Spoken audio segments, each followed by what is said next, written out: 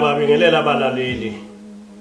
Imini yesabatha ibenhle kwabangcwele. Ihloko engizokhuluma ngaso sithi inkinga yokuzibulala. Sekuyinto ejwayelekile ukuthi uma abantu bebhekana nezinkinga bese bayazibulala. Kwesinye isikhathi umuntu uqala ngokubulala othandana naye bese naye uyazibulala. Ayikho inkinga engedluli, kodwa uma uzibulala usuke uzakhela wena inkinga yaphakade. Ngo-2008 ngangihlala efletini eThekwini. Kuthe singazelele sezwa sekungena iphunga elibi ngendlela exakile lapha endlini. Sithe samangele leli phunga eselicinanise indlu. Sezwa sekukhala itoilet. Kwacaca ukuthi kunomuntu osetoilet okade ezikhulula. Kodwa leli toilet likhona lapha endlini ehleli kuyo.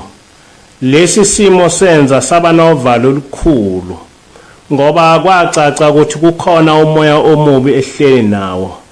Lento yagcina yenzeka isikhathi eziningi. Ngolunye usuku kwasekufika lo muntu wasezulwini uhlaleleni owabe esesichazela kabanzi ngalomoya onephunga elibi. Ithi-ke ingilosi lo moya ohlale univakashela akusiwo umoya oqonde ukunihlasela, kodwa umuntu wakini kwaMpanza, umuntu wendlu yakwenu. Kodwa akekho umuntu wakini omaziyo ngoba lo muntu wafa kudala kakhulu. Iminyaka eyikhulu isiyedlule lo muntu wafa. Lo muntu wathukutheliswa into ethize wabe esethatha intambo waya ehlathini elikude lapho azi khona ukuthi angeke atholwe. Wafike wazikhunga wazibulala. Kodwa umndeni awazanga ukuthi wazibulala ngoba akatholakalanga. Bacabanga ukuthi wabhunguka. Ithi-ke ingilosi ngenkathi lo muntu esezikhungile awusheshanga ukuphuma umphefumulo. Wapaquza waze wazikhulula eklinywe intambo. Wathi uphuma umphefumulo wabe esema napha ukuzingcolisa. Uthi-ke lo muntu wasezulwini into ebuhlungu ukuthi isidumbu sakhe senyama safa khona lapho ehlathini, sabola saphela. Kodwa isidumbu somoya azange sife, saphila. Kuze kube namuhla siyaphila. Kulokhu kungcola okwagcwala isidumbu somoya akagezwanga muntu, futhi akekho umuntu owayengamgeza ngoba wazibulala yena. Leli phunga lokungcola elabe lisemzimbeni wakhe wenyama laphela. Kodwa isidunjini somoya namanje leli phunga lisekhona. Yikho uma lo moya ungena lapha bese nizwa ngephunga. Kuseyilelo phunga lasendulo. Ithi-ke ingilosi uma uNkulunkulu engake anipha amehla sezulwini nimbone lo muntu ukuthi unjani, ningephinde nikwazi ukulala ubuthongo. Le ntambo owazikhunga ngayo namanje isahlele entanyeni yakhe. Usezwa lobu buhlungu owabuzwa esesenyameni. Amehlo aseze ashona phakathi ubuhlungu bentambo. Akanakukhululwa muntu. Yonke leminyaka uphila lempilo. Lo muntu usosizini olwesimangaliso. Ithi-ke ingilosi lo muntu uze kini ngoba ubonile ukuthi nina uNkulunkulu seduze nani. Ningakwazi ukumkhulula. Yabe isithi-ke ingilosi ngiyacela kuba nimdabukele nimkhulule. Uma ekhululwa yini nasezulwini uzokhululwa, ngoba ukukhululwa emhlabeni nasezulwini kuyakhululwa. Nokuboshwa emhlabeni nasezulwini kuyaboshwa. Amazwi engilosi lawo. Wabe sethi uhlaleleni angishayele umnewethu umfundisi ucingo ngimtshele ngalesika. Bese ngicela ukuthi yena njengenkosana yendlu yakwethu uma ekhipha igama lokuthi egameni lamaMpanza lo muntu uyamxolela, nempela icala lakhe lokuzibulala lizokwesulwa. Nempela-ke umfundisi wakwenza lokho. Yabe esithi ingilosi asimnikelele simcelele intethelelo kushembe ongumoya. Sakwenza lokho wabe lo moya usuyanyamalala. Ngiqondile ukukhuluma ngale ndaba, kodwa ngiqonde ukukhuluma ngosizi lokuzibulala. lo muntu ngesikhathi ezibulala wabe ecabanga ukuthi ususa izinkinga kuye, ethi izinkinga uzishiya kwabasemhlabeni, ecabanga ukuthi umuntu isidumbu lesesifayo, kanti cha akunjalo. Umuntu umphefumulo, noma umphefumulo uphuma esidunjini kodwa awufi, mhlawumbe uyofa ngesikhathi sokwahlulelwa esingasazi ukuthi sofika nini. Uma udubula umuntu umbulala nawe bese uyazidubula, kuthina esele emhlabeni uma sesibona izidumbu zenu zidindilizile, kwakheka ezingqondweni zethu ukuthi kuphelile ngani. Kanti cha kunjalo, umzimba wakho ngumoya uyaqhubeka nokudubula lo muntu. Umdubula ungasathandi, nawe futhi uyoqhubeka ukuzidubula. Uma ungazange waba nenhlanhla njengalomuntu engikhuluma ngaye, ukuthi ngandlela thize uNkulunkulu akukhumbule, akukhiphe kulolu usizi, ingaphela neminyaka eyinkulungwane umoya wakho ukulesi simo. Ngaso sonke isikhathi uyohlala uzidubula, uyohlala udubula umkakho noma intombi yakho, noma ingane yakho. Ukwenze lokho usungumoya ungasathandi. Ukuzibulala ukuzakhela usizi lwaphakade. Into ke ebuhlungu ukuthi lolu usizi lwakho ozakhela lona lugcina luba ukufa okunganqamuki nasemndenini wakho osele. Njengoba sengishilo, umuntu isimo ofa kuso siyaqhubeka kuye eseyisidumbu somoya, bese kuya ngokuthi ufe esesimene sinjani. Uma ufela enkosini awunankinga ngoba umoya wakho uyokwamukelwa izingilosi, uyise endaweni enhle obuyisebenzela. Kodwa uma ufa nesici esibi, leso sici sigcina sihlupha abaseleyo. Uma umoya womuntu ungayitholi indawo ezulwini, uyaye uhambe uzula ungenandawo yokuphumula. Lo moya uvama ukuthi ubuyele emndenini. Uma wena ophilayo wembathwa ngumoya womuntu, uyaye uthathe isimo salowo muntu. Uma umoya womuntu ozibulele usondela kuwe, mhlawumbe ukwembathe, nawe ufikelwa umoya ukuzibulala, ngoba wembethwe umoya womuntu owazibulala. Kulo muzi kuzobonakala sekuba khona omunye umuntu ozibulalayo, naye futhi lo ozibulele uzojoyina lo owazibulala.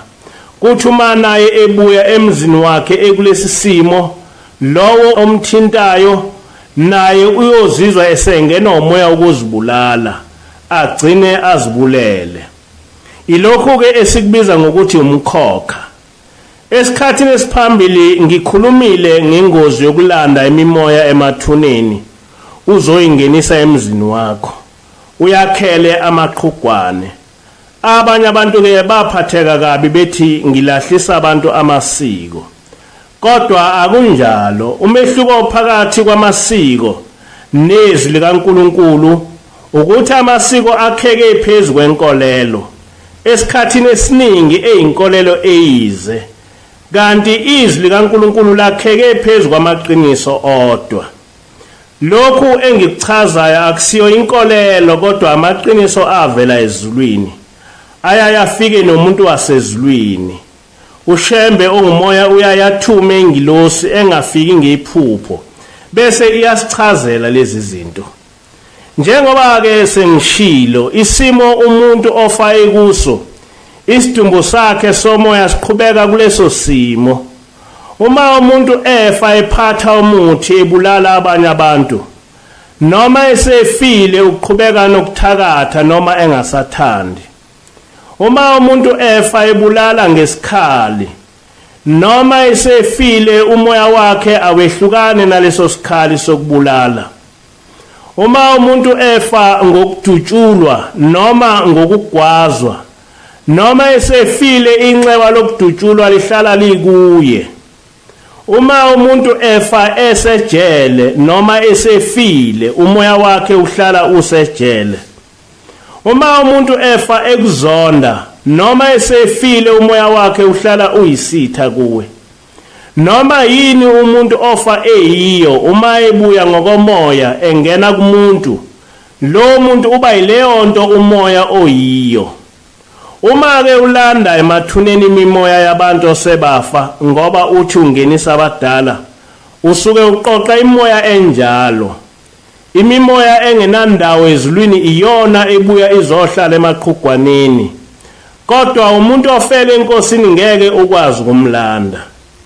Njengoba le mimoya ibivele ingenandawo phambili, iyabuya izohlala emzini wakho icanase. Wena ulokhu uyihlabela uze uzibophe ngebhande lenkomfe. Kungekho mphumela omuhle, ngoba vele le moya oyigcina emzini wakho ayinalutho, ifuna ukudla kuwe kuphela. Uma kule moya oyifaka emzini wakho kunabathakathi, uyothi uqeda ukwenza umsebenzi ongenisa abadala, umoya womthakathi uyobe usungene komunye wabaphilayo. Uyobona sekudliswe umuntu wafa.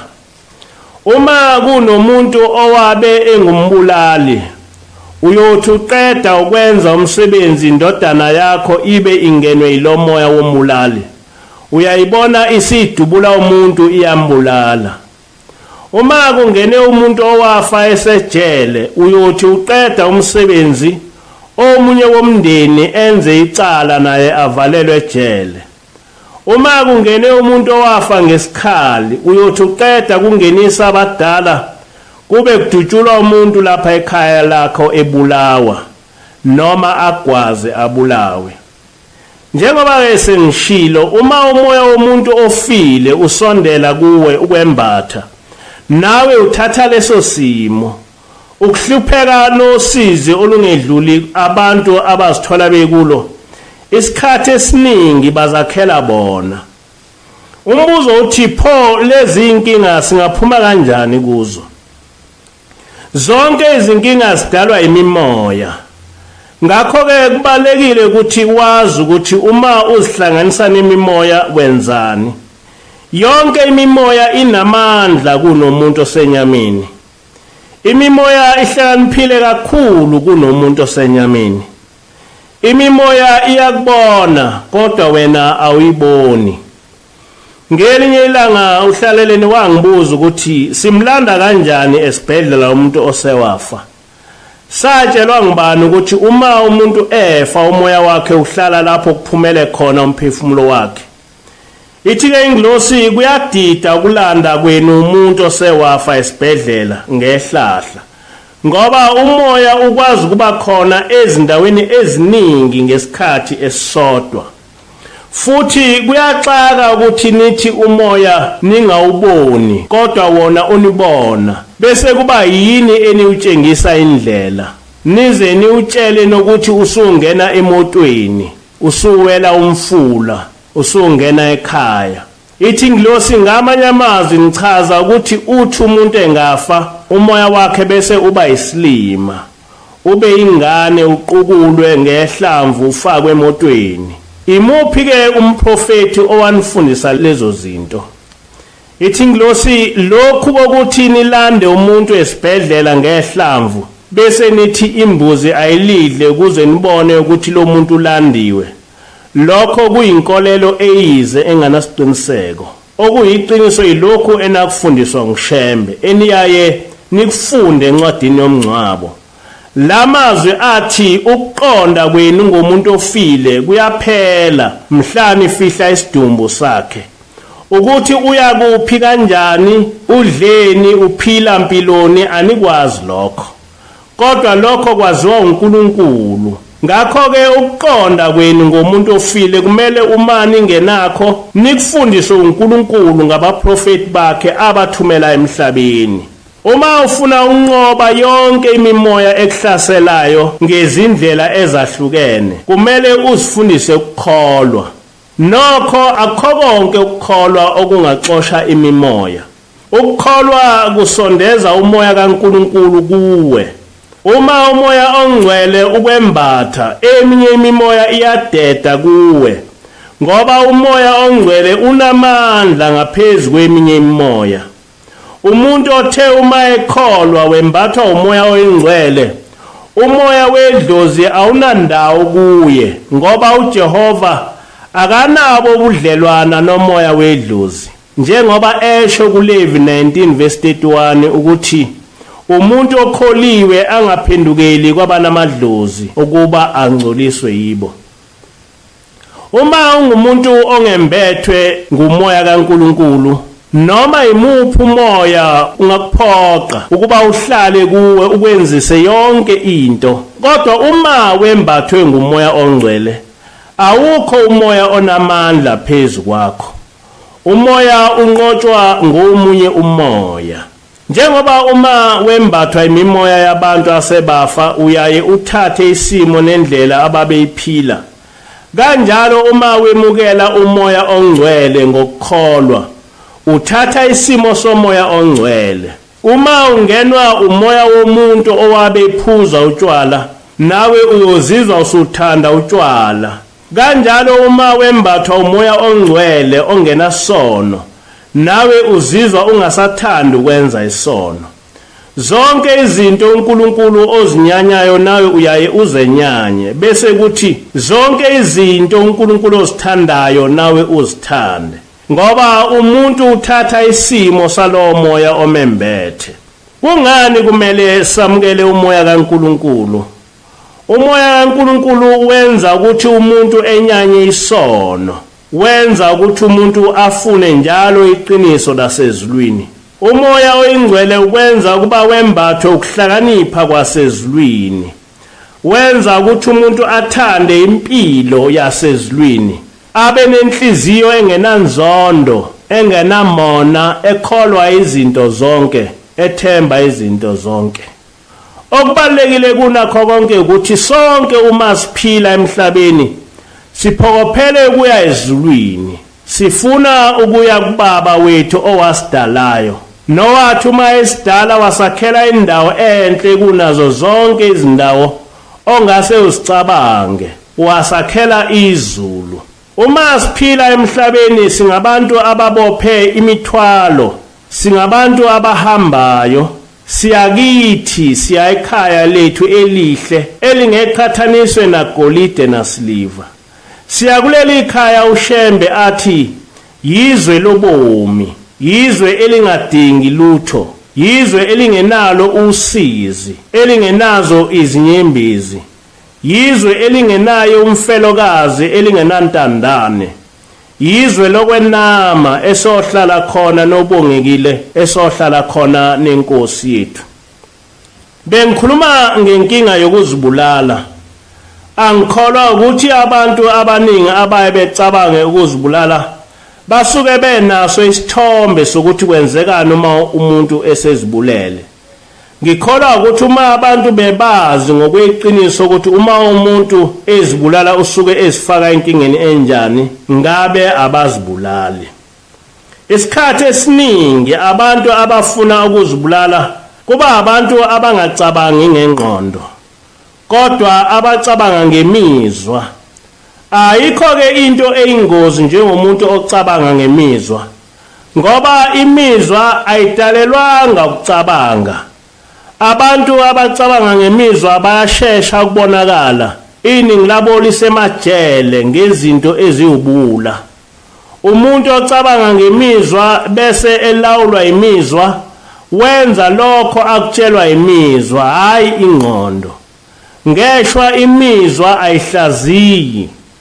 Uma umuntu ecabanga ngemizwa uyaye ethi uma ebona umuntu wesifazane imizwa yakhe ithi akamdlwengule bese uyamdlwengula. Imizwa yakhe ingamtshela ukuthi lo muntu omdlwengulayo umhlukumeza kanjani, nanokuthi lesi senzo sakhe singabhubhisa impilo yakhe yonke. Imizwa yakhe ayimtsheli lutho, imtshela lento oyizwayo bese uyayenza. Kanjalo futhi abantu abacabanga ngemizwa basithola sebengababulali, bahlale bephethe izikhali zokubulala, bengafikelwa imicabango yokuthi ukubulala kunomphumela onjani kuwe osuke ubulala. Njengamanje awusifune wena ukuthi ungumuntu onjani, ungumuntu ocabanga ngengqondo noma ucabanga ngemizwa. izindlela zakho asiqonde zisondeze kuNkulunkulu. Ubothi uma uthandaza uthi, Nkosi, ngiphe ukuhlakanipha kwasezulwini, ngenze ngikwazi ukuhlukanisa okuhle nokubi. Nkosi, ungayenzi inhliziyo yami ithande ukuninga ngezinto ezinjabhiso kuwe. Ungawenzi umlomo wami ukhulume izinto ezinjabhiso kuwe. Ungawenzi amehlo ami ahalele ukubuka izinto ezinjabhiso kuwe. Ungazenzi izindlebe zami zithande ukulalela izinto ezinjabhiso kuwe. Ungazenzi izandla zami kuba ziphathe noma zigone izinto engithi uma ngiziphethe noma ngisigonile zibe injabhiso kuwe. Nezinyawo zami zingaphokopheli ukuhambela izinto ozothi uma ungibona kuzo ujabhe ngami. Sengathi-ke bonke abantu abehlela amadimoni okubulala nokuzibulala nokudlwengula uJehova engawanqoba, babuyele ekuthokozeni okuphakade, bathande uNkulunkulu, bathande abantu. Inkosi busise lokho enikuzwile.